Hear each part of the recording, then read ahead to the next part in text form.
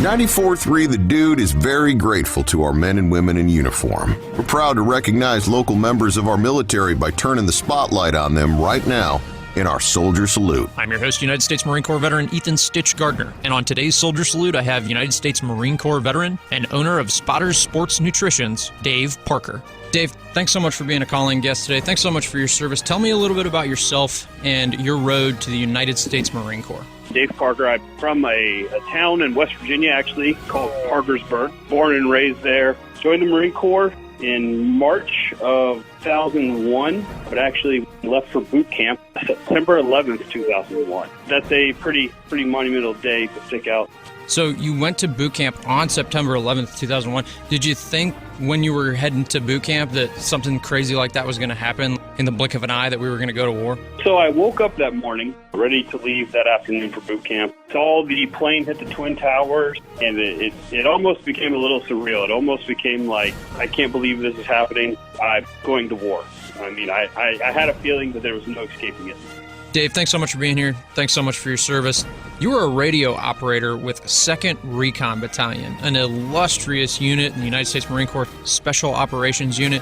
Tell me what it was like being attached to such a prestigious group of guys. So Recon is definitely its own monster, right? So Recon is a very small unit of guys.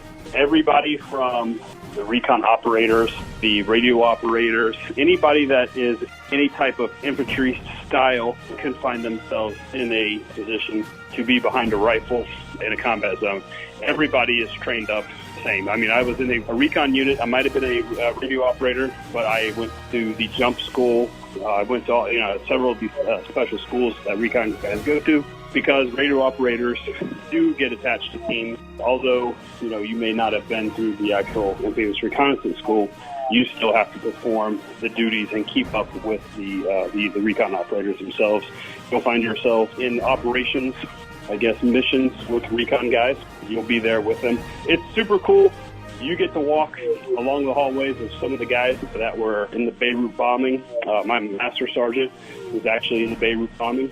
You got a couple awesome veteran success stories, one of them being you became the vice president of Cellucor, a sports nutrition company in America, one of the biggest in America. Tell me about the road getting there and about your time as the vice president of Cellucor. When I first got out of the Marine Corps, I had no idea what I wanted. To be honest with you, I went to real estate school up in Charlotte, North Carolina. Hated real estate. It was just too slow. Insurance was the same. No offense to any of those people out there, but it just wasn't for me. What a lot of people don't understand is in the Marine Corps, you go 100 miles an hour, and then when you drop down to a sales position, something like real estate, you're going 25 to 35. I just couldn't do it. Started going to college. My mom was a nurse at the hospital. I knew a guy who was a pharmacist who owned a GNC. He asked if I'd be interested in working at a store. I ended up working at the store, ended up increasing sales from about $300,000 to about $500,000 in the course of a couple of years. Became one of the top-selling GNC people in the country. Caught the attention of Cellucor. Cellucor had been around from 2001. I became quickly one of the top-selling Cellucor people in the country. So Cellucor offered me one time a trip paid for by them to the Arnold Classic in Columbus, Ohio. Offered to pay my way. All I had to do was come and help work the booth. By the end of the first day, I had sold almost all the product they had on the table. Everything they brought was from Texas. The next day, we got an idea. We broke out computers. We went on to Cellucor.com. We started selling product off of Cellucor.com and having it shipped to their house. By the end of the second day, I had sold about $40,000 of Cellucor products on our own website from Columbus, Ohio. The company from 2001 to 2009 was doing about $6 million a year. I started in March of 2009. By the end of the year, I had done $5.5 million myself in sales. Jesus. So it took me about, 8-9 months to do what the company did in 8 years. Dave, thanks so much for being here on the call-in with me today. Thanks so much for your service. Served as a radio operator with 2nd Recon. You've got another awesome veteran success story. You're the owner of your own business, you and your wife, owners of Spotters Sports Nutrition out of Lexington, South Carolina. Tell me about the business. We are a locally owned mom-and-pop nutrition store. We're in the same categories of GNC, a vitamin shop, that's everything. We are not like them in the fact that we don't sell just mainstream products that you find in their stores, in Walmart, in Walgreens, that type of stuff. We sell goal-oriented lifestyle products, right? If you come to us and you say, hey, listen, I want to gain 10 pounds, or I, want to lose 10 pounds, or I'm playing this sport, or I have this goal, I want to be in this bodybuilding show, I want to be in a fitness competition, we can actually cater to your specific needs with different products that no one else really cares. Just with my extensive knowledge in the industry, I have worked with Texas A&M's research department developing products like CD4. I'm going to have to say that probably have some of the best knowledge when it comes to sports nutrition products by far in the air. We're in the spring. People are looking to lose weight, build muscle. It's about lake season. It's almost boat season. So people are trying to get ready. There's a crazy pandemic going around right now. I'm sure everybody knows it, the coronavirus. It's kind of affecting small businesses a little bit. Tell me how Spotters Sports Nutrition is doing during this interesting time. Kind of interesting. There is a lot of small businesses being affected. If you don't understand that just because there's a pandemic and everybody has to stay home, bills are still due. Luckily for us, I think that this pandemic has rekindled a fire in people that, hey, your health is important. We're actually, I don't think we're seeing a spike in sales, but we haven't had the drop that was expected because people are realizing, hey, I probably need to get in a little better shape. I need to live a healthier lifestyle. It is going to be summertime. Lake season is going to be coming around, boat season, beach season, vacations. People will get back to normal life. So people still are remembering that, hey, I still got to, keep my summer body ready. But, at the store, we are cleaning a lot more. We're making sure that things are wiped off, the shelving, the product itself, things that people touch a lot, a lot of Lysol on the door handles. It's a crazy time, but we are adapting. Hey, we're Marines. We adapt and overcome. We just have to pay the new path. Dave, thanks so much for calling in with me today. Thanks so much for your service. You've partnered with several other veteran-owned businesses in the Midlands. It seems like the veteran business owners in the community kind of just gravitate to each other and try to work together to promote the veteran community. Tell me about what you and all these businesses are doing for the community. Listen, we are veterans.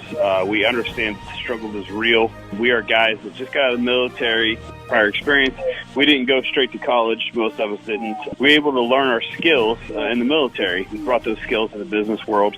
And what a better way than using each other and bridging businesses together. There's local gym owned by military, custom gun shops, shooting ranges. You name it, there's a military guy out there for it. There's a personal training fitness facility in Lexington owned by veterans. We definitely try to partner with all those veterans. In a small business community, first we try to push our customers over to other small businesses, shop with small businesses. However, out of those small businesses, we generally try to prefer they go to veteran-owned small businesses if there's one available. I have a good friend, Carson Lewis. He owns Carson's Custom Gun Works. We try to push each other, customers. And I think that most customers, after they experience a veteran-owned business, they see the value in supporting veterans. I've never had the privilege of having a veteran of the infamous Battle of Fallujah on the show. Thank you so much for your sacrifice. Tell me a little bit about your mission with 2nd Recon during the Battle of Fallujah. So the Battle of Fallujah was a retaking of the city. The insurgency had re-infiltrated the city. So 2nd Recon is a small operation. It's a small group of guys. We don't have the capabilities of taking a city and providing mass support. 2nd Recon did is we broke down into teams. We were attached to bigger Marine infantry units and bigger Army units. We actually went into the city, attached to them. But once we got into the city, most recon teams broke off and they did missions, generally nighttime operations. We did high-value target operations. So if there was a person in the city that they knew was in a certain building, they knew was in there, it was tasked out that 2nd Recon went and captured that person, tried to take them alive. Although we were in the Battle of Fallujah, people don't understand, Battle of Fallujah was the largest inner-city battle since Hue City in Vietnam. It was a massive operation. We kicked in doors, we searched rooms, we searched buildings, but we also did what Recon does, and that's a lot of surveillance. We would go around in the middle of the night, surveil certain buildings. If you could think of one word to describe the Battle of Fallujah, what would it be? intense. Thanks for joining us in our Soldier Salute, presented by Little Pig's Barbecue, serving Columbia since 1963 with that bodacious buffet. And Palmetto State Armory, American made for life. And Franklin Equipment, rent, buy, rely. And Atkins Law Firm Workers' Comp Attorneys, who you hire matters.